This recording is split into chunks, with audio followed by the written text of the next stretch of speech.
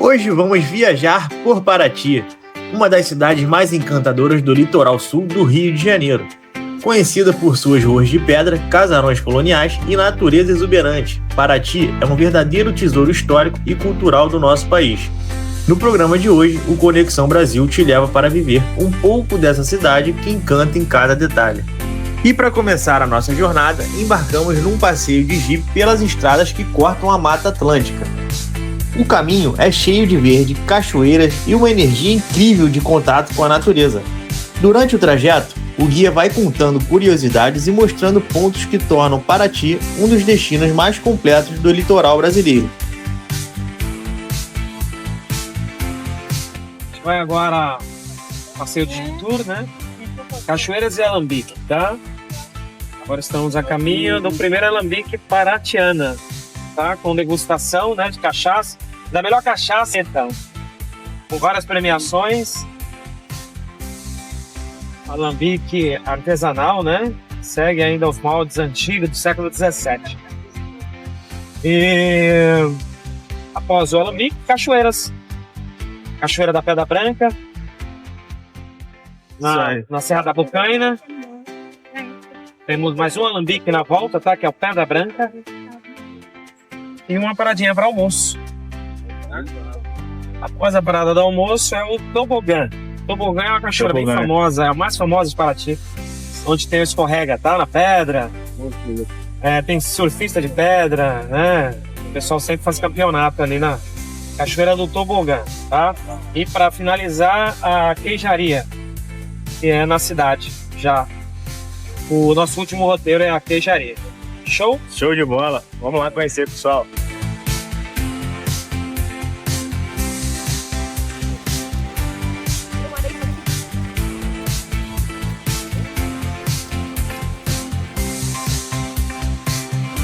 Onde a gente tá, Roberto?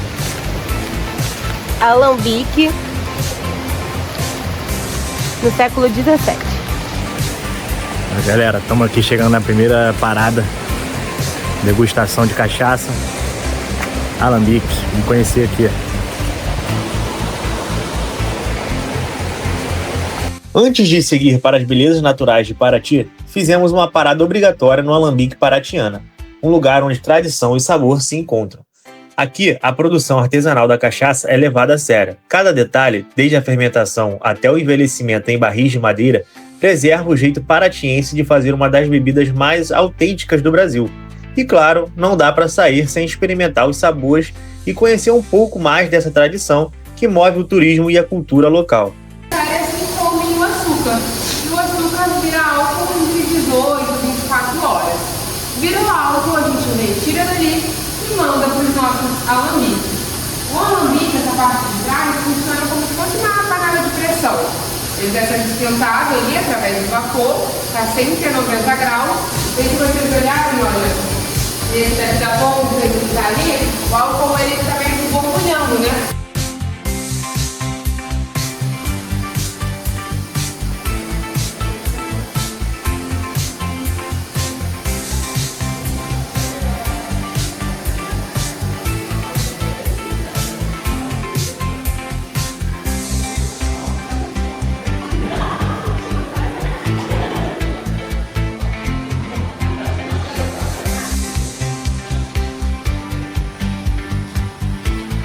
Além da produção artesanal, o Alambique Paratiana guarda um espaço cheio de história, o Museu da Cachaça. Aqui, cada garrafa conta um pedaço da tradição brasileira. São rótulos raros, equipamentos antigos e curiosidades que mostram como a cachaça evoluiu ao longo dos anos. Cachaça do meu fogão. O museu é uma verdadeira viagem no tempo e uma prova de que a bebida símbolo do Brasil também é cultura e memória.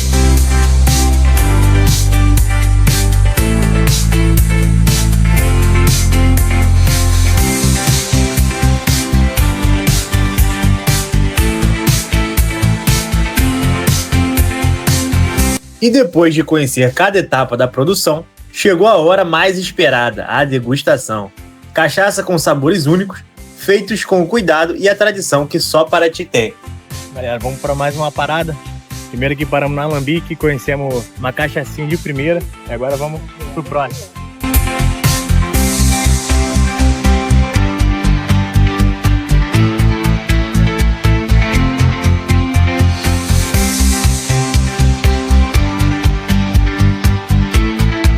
A poucos quilômetros do centro histórico de Paraty, escondida entre a mata e as montanhas, está a Cachoeira da Pedra Branca. O som das águas e o verde ao redor formam um cenário perfeito para quem busca contato com a natureza e um pouco de paz. Mas nem sempre esse lugar foi apenas um refúgio natural. Aqui funcionava há décadas uma antiga usina hidrelétrica, responsável por fornecer energia à região quando Paraty ainda vivia seus primeiros passos rumo à modernidade. Depois do almoço, seguimos para a Cachoeira do Tobogã, um dos pontos mais conhecidos de Paraty. E aqui, a aventura é garantida. A pedra lisa vira um escorregador natural. E claro, eu não podia deixar de entrar nessa diversão. À noite, o centro histórico ganha um novo encanto. Luzes, música e a energia única de Paraty para fechar o dia com chave de ouro.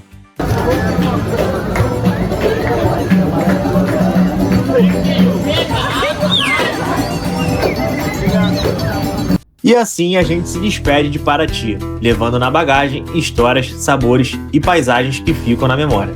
Até a próxima viagem no Conexão Brasil.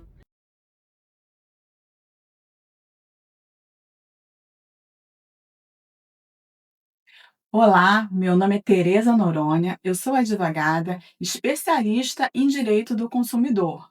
Nós hoje vamos falar sobre o direito do passageiro aéreo, que é um conjunto de regras que protege o passageiro que viaja de avião, garantindo amparo em casos de problemas com cancelamento, atraso de voos e extravio de bagagens. Doutora Tereza, o que acontece se meu voo atrasar? Se o seu voo atrasar por 1 hora, a companhia aérea ela tem que te dar acesso a um telefone e a uma internet, ou seja, tem que te dar acesso à comunicação. Se o seu voo atrasar mais de 2 horas, ela tem que te dar refeição através de voucher ou um lanche. Se atrasar mais de 4 horas, ela tem que te dar uma recompensa. Pode ser uma hospedagem, caso haja necessidade, ou a devolução do dinheiro integral, ou então a reacolocação em outro voo. E se meu voo for cancelado?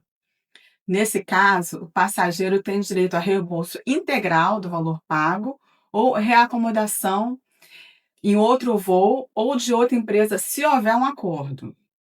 Posso desistir da passagem aérea? Sim, você pode desistir sim. Se a compra foi feita pela internet, você tem até 7 dias para o arrependimento, desde que o embarque não ocorra antes. Ou então, fora desse prazo, você pode pedir o reembolso, mas aí vai ter uma multa contratual. A companhia pode cobrar multa em caso de cancelamento pelo passageiro? Sim, pode sim, desde que esteja previsto no contrato, ou seja, na tarifa escolhida. A multa não pode ultrapassar o valor da passagem e você terá até 7 dias para ter esse reembolso. O que fazer se a bagagem for extraviada? Se nesse caso, se a viagem for dentro do Brasil, a companhia tem até 7 dias para devolver a sua bagagem. Se for fora do Brasil, a companhia tem até 21 dias. Fora desse prazo, o passageiro tem direito a uma indenização por danos morais e materiais. E se minha bagagem chegar danificada? Nesse caso, o passageiro tem que reclamar imediatamente logo no aeroporto, assim que chegar, junto à companhia aérea. E também a companhia aérea, ela tem que reparar ou substituir a bagagem, né, no caso a mala, ou então pagar uma indenização. Quem tem prioridade de embarque?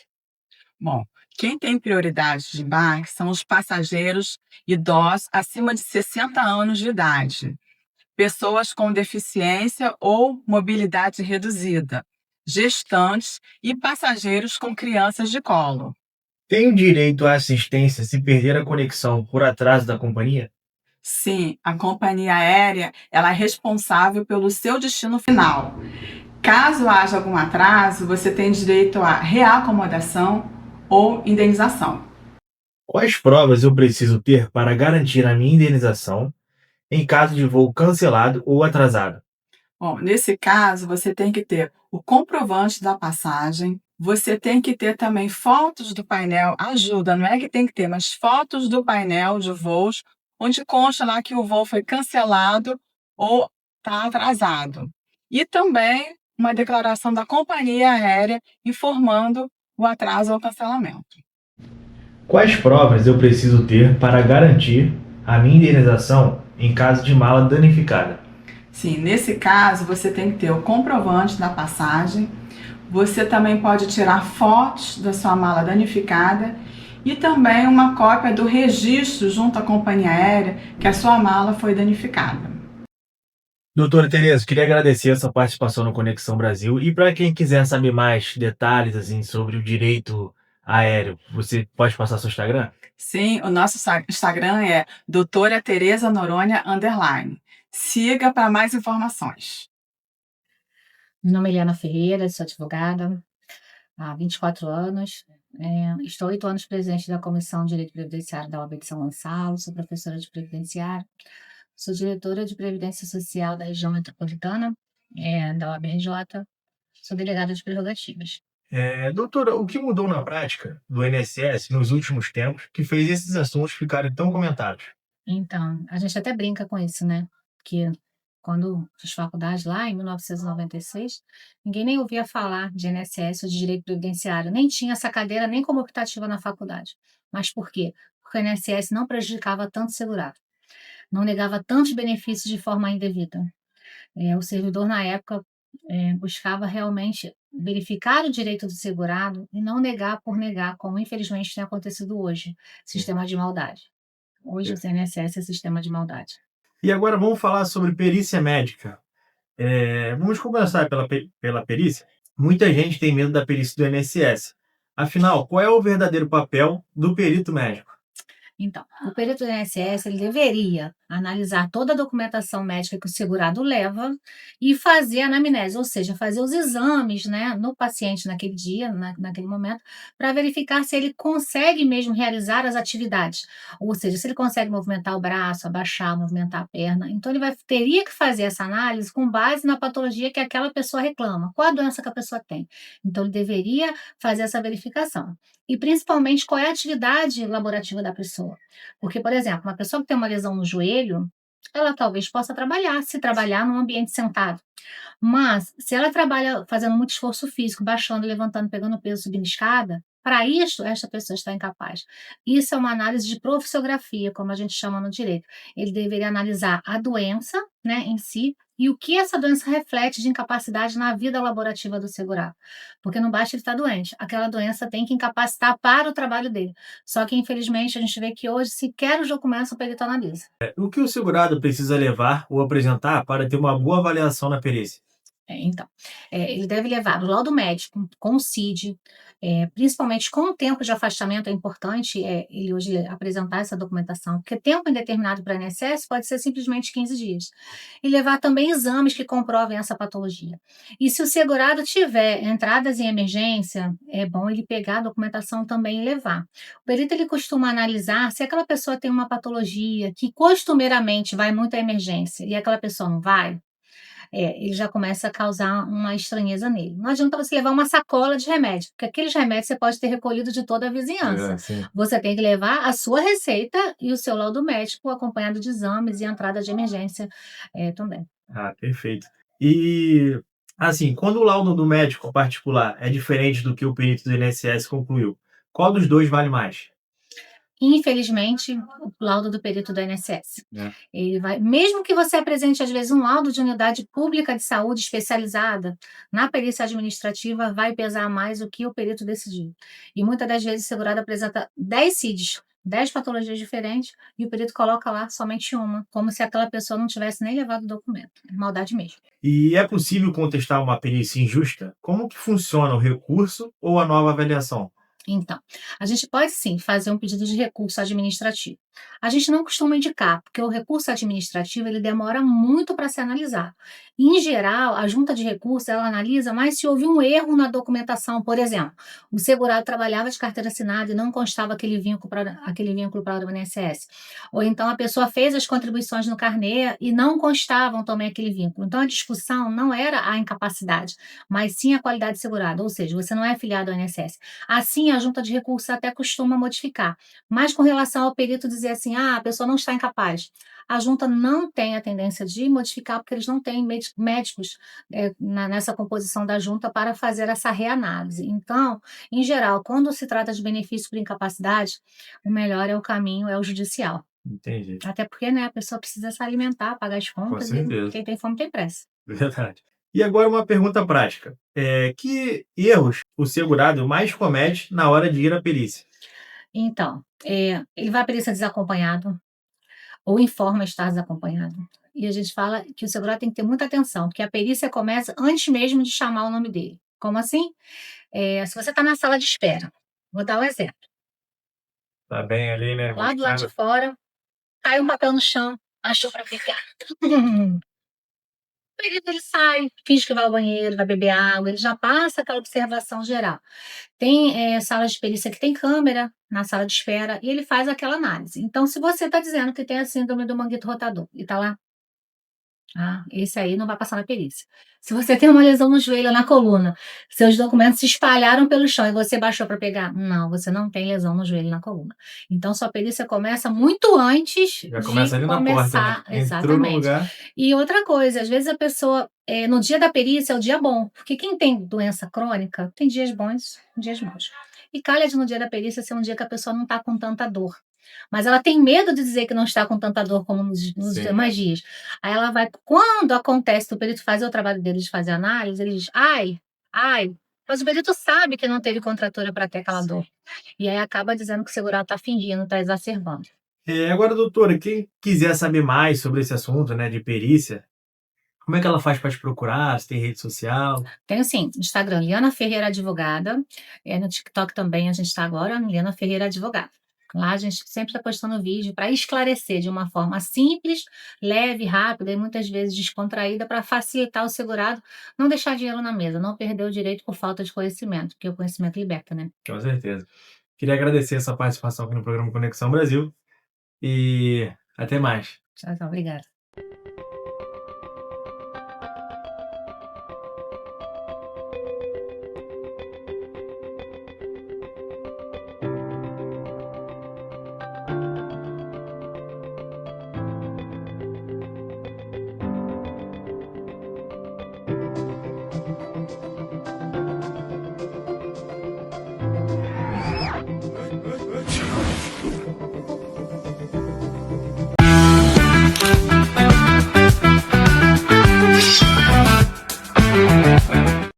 Sou Murilo Esteves, advogado, titular da empresa Esteves de Carvalho Advogados Associados. Nossa empresa, esse ano, comemorou 40 anos de existência e prestando relevantes serviços a diversos clientes em todo o cenário nacional. Hoje, nós temos as nossas atividades voltadas para o direito bancário e o direito imobiliário.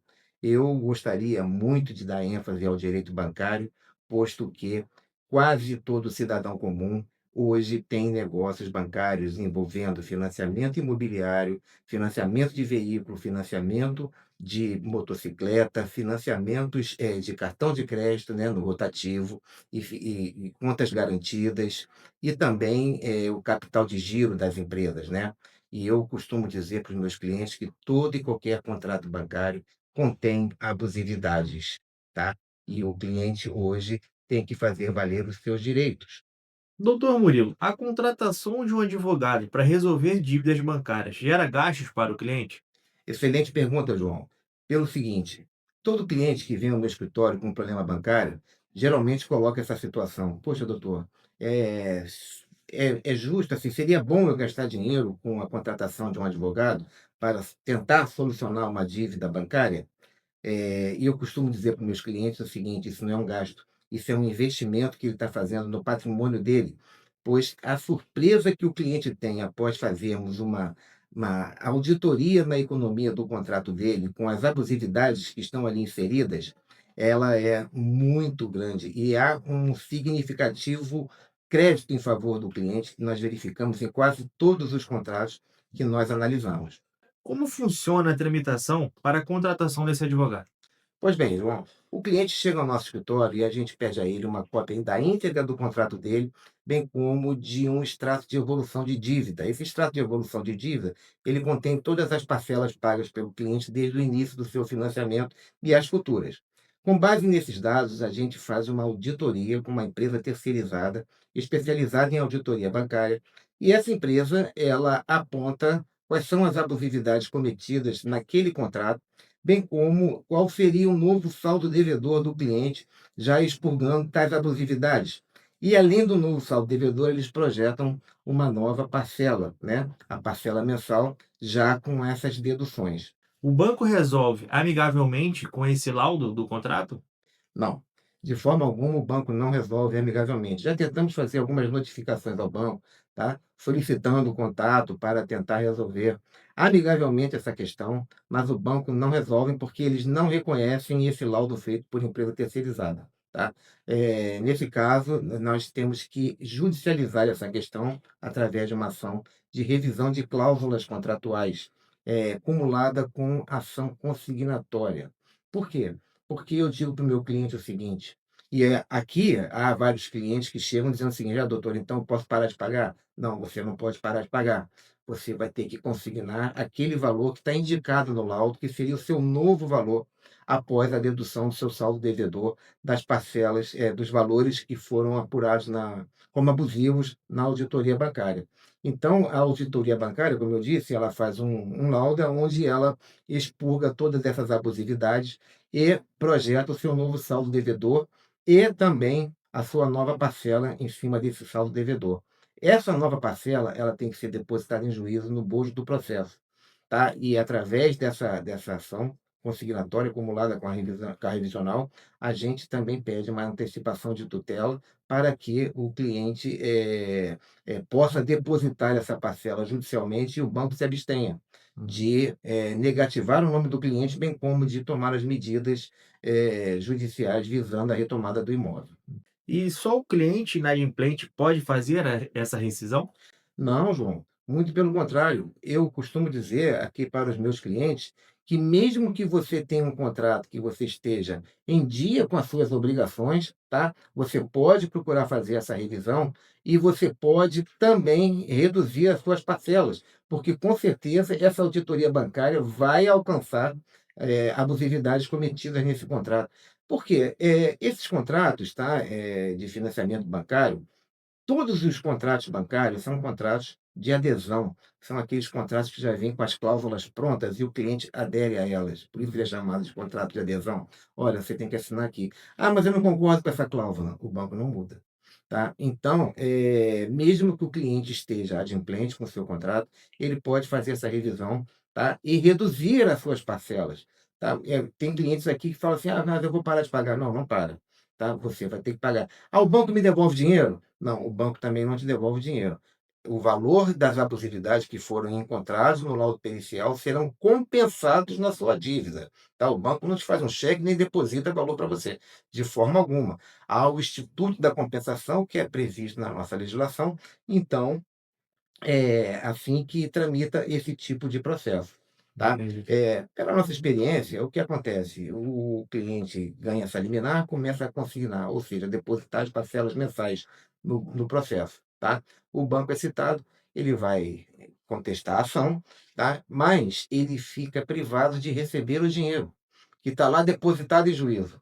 E também ele fica engessado, porque ele não vai conseguir retomar o imóvel.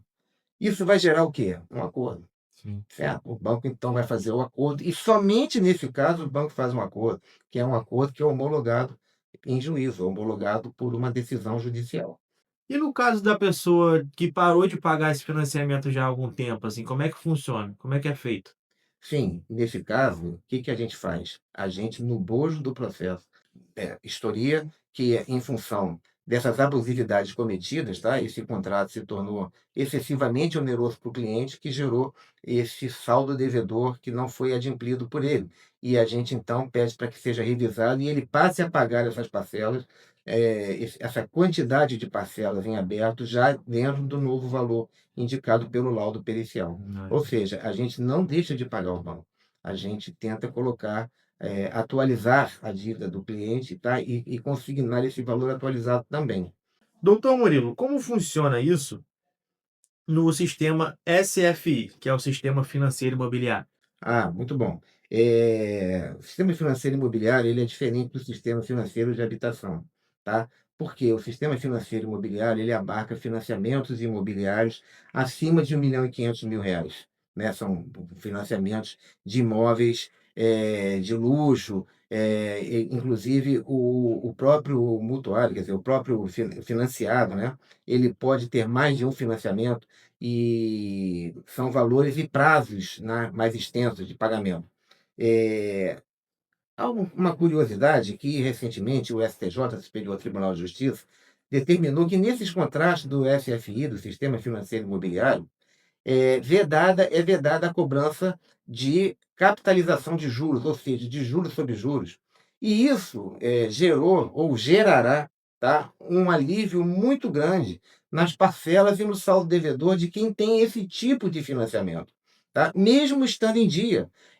Assim, o detentor desse tipo de contrato, desse tipo de financiamento, tá, ele passa a ter uma benesse com essa decisão do STJ, porque o seu contrato vai ter esse expurgo, né, do cálculo, né, da capitalização de juros, que é justamente os juros sobre juros, e isso vai realmente aliviar muito também na parte do sistema financeiro imobiliário, tá? Porque, segundo o entendimento do STJ, a lei que criou o sistema financeiro imobiliário não autoriza a capitalização de juros, ao contrário do que acontece com a lei que criou o sistema financeiro de habitação, tá? A gente vê até uma divergência aí, né? Os financiamentos maiores têm essa benesse do judiciário, em detrimento dos financiamentos menores, mas realmente é o que está hoje ocorrendo aí no mercado.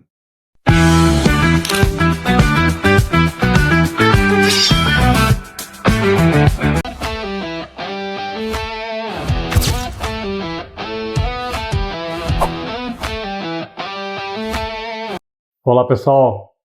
Caça Vazamento RJ, mais uma vez participando do Conexão Brasil. Quero mandar um salve para todos os telespectadores da Com Brasil TV. Mais uma vez com essa oportunidade de poder fazer alguns relatos.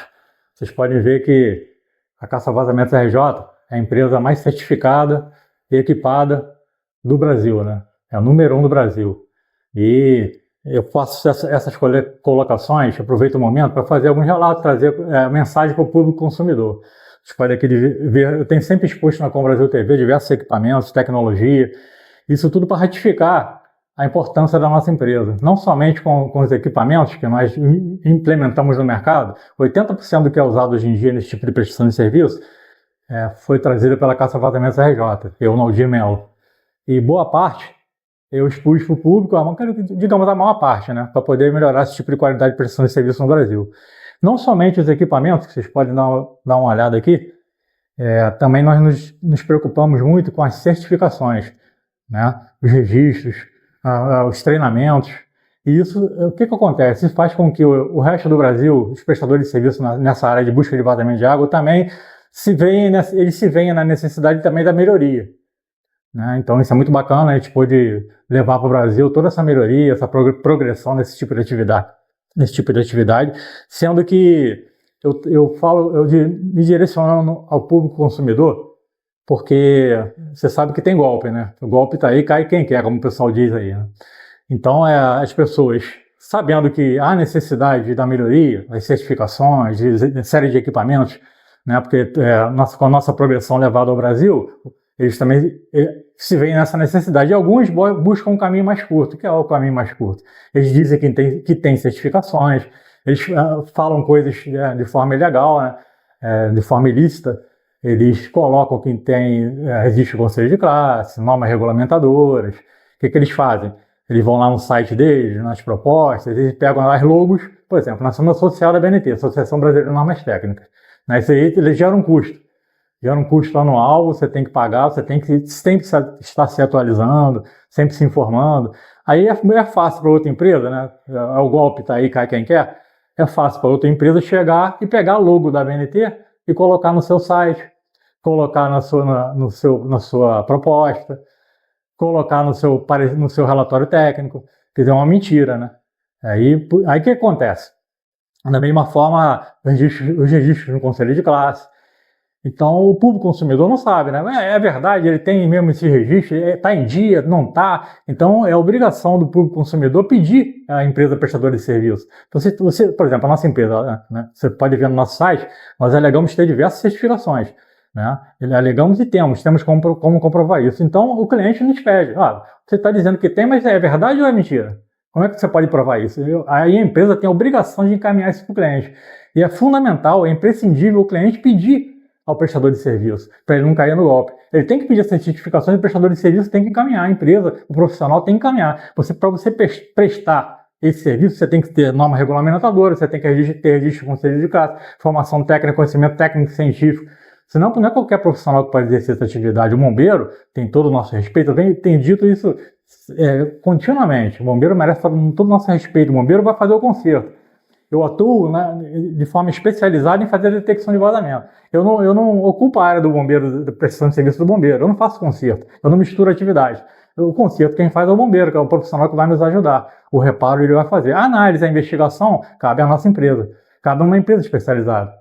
Então, o que acontece? Então, o fundo de quintal, o golpista, ele diz que tem também essas certificações. Então, o público consumidor tem a obrigação de pedir, confirmar se tem ou não. Ele tem que encaminhar tudo isso, se está em dia, se está pago, se o registro de conselho de classe está ativo. Às vezes, ele coloca um registro de conselho de classe que não pertence àquela área. Ele pega lá e tem um registro, por exemplo, o Conselho Federal dos Técnicos Industriais, tem um registro, mas a formação daquele técnico é outra. Ele não é, no mínimo, para exercer atividade de busca de vazamento de água, tem que ser um técnico em edificações, pelo menos, um tecnólogo, um engenheiro, um arquiteto. Não pode um profissional de outra área exercer atividade técnica de edificações, bem como um técnico de edificações não pode exercer atividade de outra área. O técnico de edificação estudou para a parte de construção civil, patologia da edificação, leu uma planta, estudo do solo. Então, isso cabe ao técnico de edificação. Por isso que ele está voltado para a busca de vazamento de água. Aí um profissional, um golpista, diz que tem um registro no conselho de classe, ele pega de um profissional de outra área e coloca lá dizendo que tem um registro. Aí o prestador, público consumidor, tem que pedir, tem que consultar. Eu quero saber se o profissional que vem aqui exercer a atividade, ele tem um registro ou não tem registro, está ativo ou não está ativo? Qual o profissional que vai vir aqui? Né? Quem vai fazer o exercício, quem vai exercer essa atividade dentro da casa do cliente, da empresa, das indústrias, quem vai exercer a atividade é o profissional habilitado com registro de conselho de classe. Não pode ser qualquer pessoa sem registro. É crime, previsto no Código Civil, previsto nos conselhos de classe, então ele tem que ter conhecimento técnico científico voltado para aquela área. Você imagina um profissional técnico de edificações exercer uma atividade na saúde pública, na parte de medicina. É um absurdo, é crime, né? Não pode exercer isso. Tem como a busca dos vazamentos de água. Então, nós temos apregoado isso para todo o Brasil. Para quê? Para elevar essa qualidade de prestação de serviço, para melhorar essa atividade, para que todas as pessoas que contratam sejam bem atendidas. E o prestador de serviço busque uma formação técnica específica, especializada, para não cometer erros na casa do cliente. Diversos clientes vêm a nós porque os profissionais que estiveram lá e fizeram bobagem. Aí vem a nossa empresa para fazer a correção da má prestação de serviço desses profissionais que não estão preparados e outros, né, como eu estou dizendo, são golpistas. Quer ver um esquema que está errado? Que é feito também? Empresas, eles contratam um engenheiro arquiteto, eles pagam aquele engenheiro arquiteto empresta o registro dele. Ele estuda 5 anos, estuda muito, né? São profissões louváveis, profissões bonitas. Engenheiro, arquiteto, tecnólogo. Então, mas ele, o que ele faz? Ele empresta o registro dele àquela empresa para poder dizer que aquela empresa tem um CREA. Aí ele leva para o público consumidor o CREA, o CAL, o CFT, né? Aí engana o público consumidor dizendo que tem, mas na hora, esse engenheiro arquiteto, o que ele faz? Ele empresta o registro dele, ele vai ganhar ali um salário mínimo e meio, mas ele nem vai exercer essa atividade. Isso é crime, ele pode perder o registro dele junto ao conselho de classe, ele pode sofrer sanções junto ao conselho de classe. Então aí esse engenheiro arquiteto não vai à prestação de serviço. Na sua residência tem que entrar o profissional que vai fazer a prestação de serviço, que entrar na sua residência, ele tem que ter registro de conselho de classe. Fora isso, ele não pode exercer aquela atividade. Se tem um engenheiro responsável, ele tem que estar ali naquele momento da investigação. Se ele fala, não, mas eu não preciso estar no momento, se não precisa, beleza, então tem que mandar um técnico em edificações com registro de conselho de classe também. E quem vai assinar o relatório é o prestador de serviço. Não pode um bombeiro exercer essa atividade, todo esse estudo, toda essa análise, utilizar todos esses equipamentos, e depois quem assinar é o engenheiro. Isso é crime. Ele não pode, o engenheiro tem que estar lá presente, ou mandar um profissional capacitado, que aí se for um técnico de edificação, ele vai assinar a investigação, ele vai ser responsável por aquela investigação. Qualquer coisa de errada que ele cometa, ele vai responder seu conselho de classe. Então é outro golpe que é aplicado na praça, que o público consumidor tem que ter muito cuidado. Exigir, quem vem na minha residência? Qual profissional que vai vir na minha residência prestar serviço na minha empresa, na minha indústria? Ele é especializado, tem registro de conselho de classe? Ah, não precisa? Então não contrata. E descarta imediatamente. É isso que eu estou esclarecendo para todo o Brasil, para ter muito cuidado com quem contrata. Outra coisa aqui, eu atuo no Rio de Janeiro, né? Então, no Rio de Janeiro, como eu tenho dito, nós somos muito plagiados, né? A nossa empresa é mais destacada no Brasil, nossa empresa mudou totalmente o mercado, esse tipo de prestação de serviço no Brasil, novas técnicas, novos equipamentos. Foi um verdadeiro marco temporal com nossas participações midiáticas, né, em grandes veículos de comunicação, como nós podemos participar aqui na Conexão Brasil, na Com Brasil TV. Estou aqui no nosso laboratório, né, que esse é o ponto de atividade da Caça Vazamento RJ, que a gente faz treinamento, recuperação de alguns equipamentos. Então é um local importante para nós. Então eu tenho mostrado sempre na Com Brasil TV nossos equipamentos, né? Vocês podem ver aqui diversas coisas, diversos equipamentos, muita tecnologia. Caça Vazamentos RJ, posso dizer para vocês que é um absurdo em tecnologia e está ao alcance de todos. Aqui no Rio de Janeiro, quiser contratar, estamos sempre prontos a atendê-los. O Caça Vazamento RJ, né, eu tenho sempre dito isso para todos, se orgulha muito de ter ajudado o Brasil nesse ramo de atividade, né? Nós mudamos radicalmente essa atividade no país, com novas técnicas, novos equipamentos. Então, 80% do que é usado hoje no país nesse ramo de atividade, graças à nossa atuação nos grandes veículos de comunicação, meios de comunicação, como a Com Brasil TV. Então eu tenho aqui sempre mostrado, o pessoal tem me pedido para trazer novidades, em breve eu estarei trazendo outros equipamentos, fora esses que eu costumo mostrar aqui. Então câmeras, ultrassons, né, são equipamentos de audição, para escutar no solo, parede, detectores de umidade, câmeras termográficas, né, medidores de temperatura. São diversos equipamentos que auxiliam na busca do vazamento de água, né? Você tem transmitter, né? São aparelhos também que nós fomos o pioneiro no Brasil, detecção de vazamento de água com hidrogênio, né? Nossas redes sociais lá no YouTube, Caça Vazamento RJ, você tem lá diversos trabalhos que nós prestamos nas residências, empresas, indústrias, que a gente está sempre usando esse tipo de equipamento, essas câmeras portáteis. Então são diversos equipamentos para poder, e a gente não esconde jogo, né? Muito orgulho de poder mostrar para todo o Brasil todo entra em contato conosco, a gente passa informações, explica como é que funciona essa atividade, esse tipo de equipamento, como comprar. Nós não vendemos equipamento, nós vendemos o quê? Não vendemos. É um prazer contribuir para todos esse tipo de trabalho e levar essa atividade no Brasil, né? Muita satisfação. Então, estou sempre trazendo informações, novidades, e no próximo programa trarei ainda coisas novas.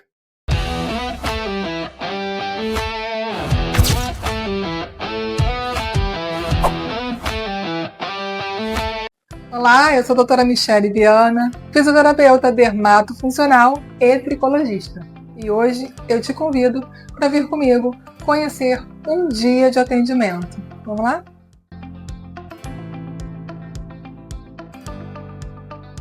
Cada detalhe aqui é pensado para acolher quem busca cuidar da saúde capilar com seriedade e carinho. Antes de qualquer procedimento, ouvimos você. Entendemos suas queixas, investigamos as causas e iniciamos o cuidado de forma personalizada.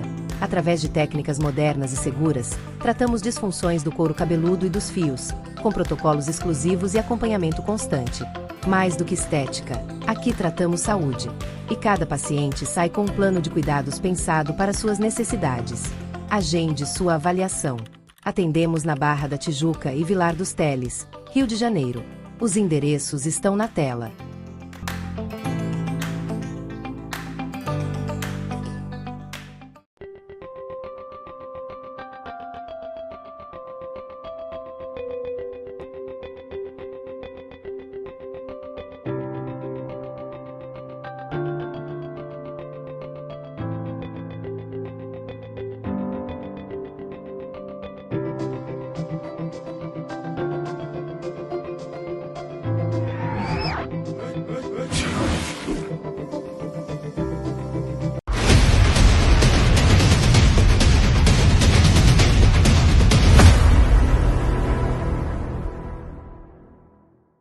Olá, eu sou a doutora Simone Knodler, sou do escritório de advocacia Knodler Bergueiro, sou especialista na área previdenciária e hoje eu estou trazendo para vocês um assunto sobre o BPC-LOAS que ainda geram muitas dúvidas a respeito desse tema.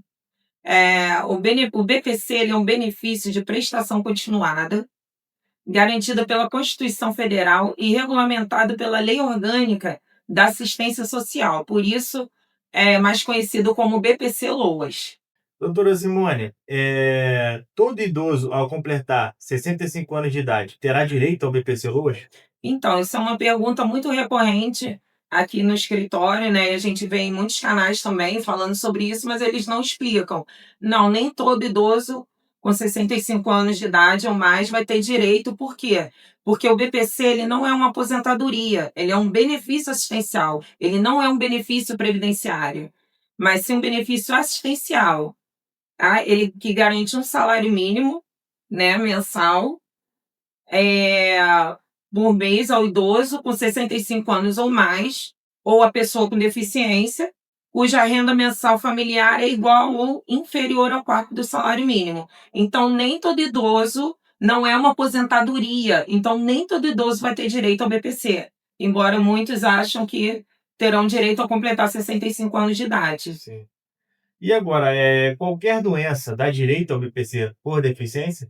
Então, essa questão também ela é muito debatida, né? As pessoas também muito confundidas, as pessoas confundem muito. E em relação à deficiência, ela é diferente da incapacidade, da doença em si, que às vezes gerem outros benefícios, como auxílio-doença.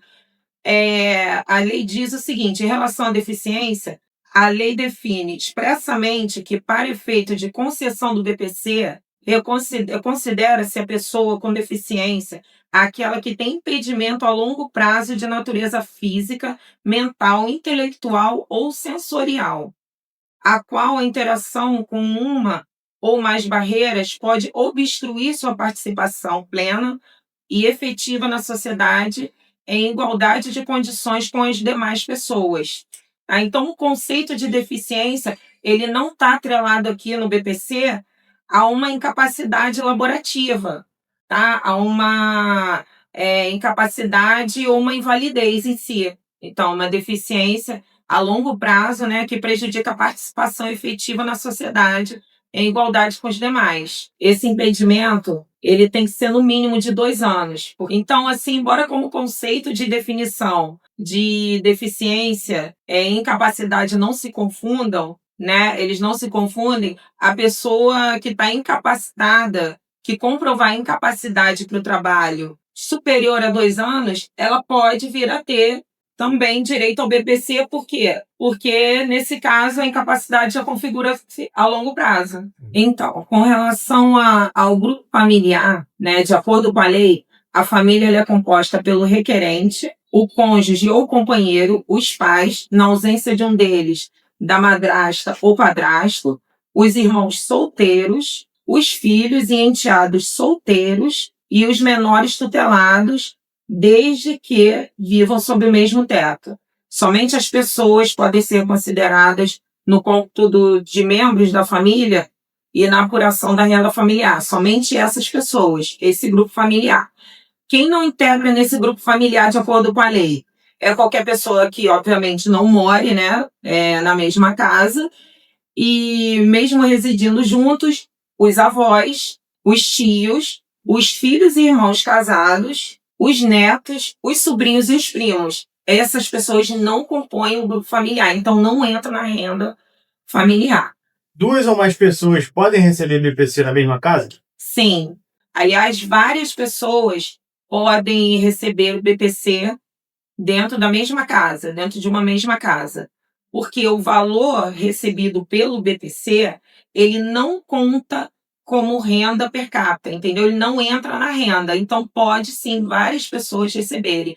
E, inclusive, por analogia, também o STF decidiu se o idoso que compõe lá o grupo familiar, que eu já falei, né, de acordo com a lei, ele tem 65 anos ou mais e recebe qualquer tipo de benefício previdenciário, que pode ser uma aposentadoria por idade, pode ser uma aposentadoria por tempo de contribuição, pode ser uma aposentadoria por invalidez, desde que, como eu já falei, ele tenha 65 anos ou mais e receba um salário mínimo, ele vai se equiparar ao BPC. Então, também não vai contar como renda familiar, não entra nessa renda. Então, em relação à avaliação da renda per capita, é importante falar sobre isso também, familiar, né, que a lei ela é bem objetiva nesse quesito de ser de 1/4 do salário mínimo, né, igual ou inferior a 1/4 do salário mínimo. A jurisprudência ela tem sido bem flexível, permitindo a concessão do BPC em qualquer caso que fique comprovada a necessidade econômica, tá? Então, só que essa análise ela vai se dar cada caso. Cada caso é um caso, né? Vai ser analisado sobre os gastos, quanto a pessoa tem os gastos dos remédios, aquela coisa toda, mas a jurisprudência tem sido bem flexível. Em alguns casos pode ultrapassar esse valor, mas a pessoa pode ter direito comprovando que os gastos dela superam. É importante também, um dos requisitos do BPC é a inscrição no cadastro único. Ela é obrigatória. E a falta dessa atualização pode causar até a suspensão do benefício. Esse cadastro ele tem validade de 2 anos, então ela tem que estar sempre atualizando. Nós temos aqui muitos benefícios que são cancelados, são suspensos por conta disso, porque a pessoa não foi lá e não atualizou o cadastro único. Ela tem que atualizar para dizer das pessoas, né? Porque às vezes o filho estava lá, o filho solteiro, e aí ele casou e saiu da casa, modificou alguma coisa, modificou a renda. Para essa atualização, para atualização da inscrição, é preciso que a pessoa compareça ao CRAS, que é o Centro de Referência em Assistência Social, ou a Secretaria de Desenvolvimento Social do município da pessoa, tá? Para ela poder fazer essa atualização. Senão, como eu falei, pode ser suspenso. Entendi. Tá? E tem que ser atualizado de 2 em 2 anos. Olá, meu nome é Luana Moura Brito, eu sou médica coloproctologista, sou formada há 15 anos, fiz uma primeira residência em cirurgia geral e depois me subespecializei em coloproctologia. Atualmente, eu sou membro titular da Sociedade Brasileira de Coloproctologia e membro da Associação Americana de Cirurgia Coloretal. A coloproctologia é a especialidade médica que faz tratamentos medicamentosos e cirúrgicos do intestino, como, por exemplo, câncer de intestino, doenças inflamatórias intestinais, como a retocolite ulcerativa, doença de Crohn. O médico proctologista faz colonoscopia também. As doenças de canal anal, bem conhecidas, como hemorroida, fissura, fístula. As disfunções de assoalho pélvico, como os casos de constipação grave e os casos também de incontinência fecal. Doutora Luana, hoje vamos falar de saúde intestinal e a prevenção. Quais são os principais sinais de alerta que indicam que devemos procurar um coloproctologista? Os principais sinais de alerta que um paciente tem que procurar um proctologista é ter sangramento retal, principalmente, cólica abdominal com frequência, perda de peso e uma alteração do padrão aí do hábito intestinal, ou seja, uma pessoa que frequentemente não tinha dificuldade para ir ao banheiro e passa a ficar muito constipada. Isso tem que ser investigado. O que é mito e o que é verdade sobre prisão de ventre? O que é mito é que, por exemplo, alguns alimentos podem causar prisão de ventre e outros alimentos fazem milagre para soltar o intestino. Por exemplo, muita gente acha que comer mamão de manhã vai resolver seu intestino, vai soltar. Mas não é só isso. Tem que ter, junto com o mamão, comer bastante verduras, comer frutas, alimentos ricos em fibras e evitar o excesso de carne vermelha e o excesso de massas. E um mito muito grande é que banana causa prisão de ventre. Depende. Se a banana estiver bem madura, ela não vai te causar prisão de ventre, por exemplo. A alimentação realmente pode prevenir doenças intestinais? E quais alimentos ajudam ou atrapalham? Com certeza a alimentação tem influência.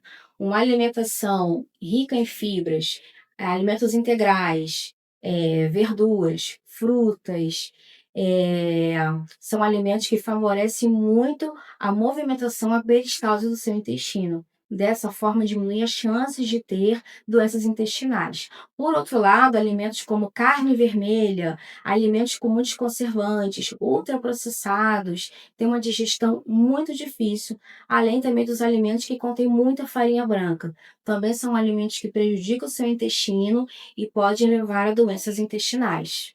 A saúde emocional tem relação com o funcionamento do intestino? Tem total relação, total relação. Todo mundo já ouviu falar na gastrite nervosa. Então, o nosso emocional influencia, por exemplo, o nosso estômago. A mesma coisa no intestino. Se você está passando por um momento de tristeza, de estresse, ansiedade, a gente tem uma inervação que se comunica do cérebro direto para o aparelho digestivo e influencia bastante o funcionamento do seu intestino. Algumas pessoas ficarão com o intestino muito preso, mais constipada, outras ficarão com o intestino muito solto, terão muita cólica. Isso é muito comum nas pessoas que têm a chamada síndrome do intestino irritável, por exemplo. Doutora Luana, e você tem uma dica para passar para o pessoal? A dica que eu tenho é a dica básica para todo mundo: levar uma vida saudável. Quando a gente leva uma vida saudável, a gente favorece não só a longevidade, favorece o nosso coração, o nosso emocional, mas também favorece o nosso intestino. Então, beber muita água, boas horas de sono, a prática da atividade física é muito importante. Selecionar bem seus alimentos, evitar alimentos muito industrializados, evitar comer muitos temperos artificiais, muita carne vermelha, tentar ter uma dieta bem balanceada, nem muito restritiva, mas também tendo uma boa seleção do que comer. Perfeito. E agora, doutora Luana, para a pessoa que quiser te procurar, como é que ela faz? Se você quiser me procurar, no link da bio do Instagram tem os contatos. Você pode fazer a marcação através do link ou contato direto com o WhatsApp. Também respondemos as mensagens pelo direct.